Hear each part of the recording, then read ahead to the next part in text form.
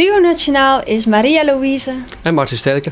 Wij maken Nederlandstalige volkse muziek. Ja. Een beetje met een zogenaamd ouderwetse inslag. Maar wij maken het weer gewoon dat het helemaal weer hot is. En van nu. Lekkere inhakers, gewoon gezellige muziek. Feestmuziek. En, maar ook liedjes waar echt een verhaal in zit. Liedjes met een lach en een Ja. traan. Nou, wat wij aan hebben is eigenlijk originele Tiroler kleding. Ja. Uit Kufstein. Ja. En dat hebben we aangedaan voor de gelegenheid.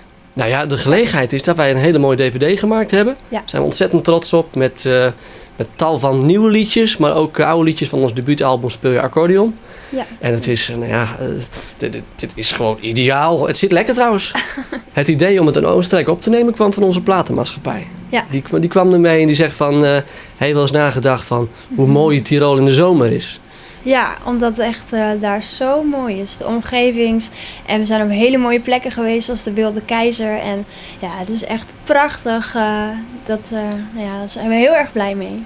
Ja, en Ja. iedereen heeft het maar over de wintersport. Maar mensen in de zomer het Tirol verkennen, ja, dat kennen ze helemaal niet zoveel. Prachtig. En dat moet je gezien hebben. Ja. Ja, echt. We zijn in verschillende gebieden geweest, zoals Kufstein. En we zijn nog bij een zee geweest, hè? Een meer. Bij Achenzee, Ja. voor mij heet het daar Brixentaal. En ja, dat is Ja. mooi. Ja, echt. We waren in Hopfkarten. Daar zaten we, dat was lekker. Ja. Ja, dat is mooi. Goed eten. De DVD is overal verkrijgbaar in Nederland. En ik heb me zelfs laten vertellen dat hij nog in België verkrijgbaar was. Bij de grote CD- en DVD-zaken. Ja, en als ze hem niet hebben, dan kunnen ze hem gegarandeerd bestellen. Volgend jaar krijgen we denk ik geen Duo Nationale in Marokko. Maar ik wil wel het Como meer. Of ga daar meer een keer bekijken. Dat lijkt me wel leuk eigenlijk. Nog niet geweest. Zo.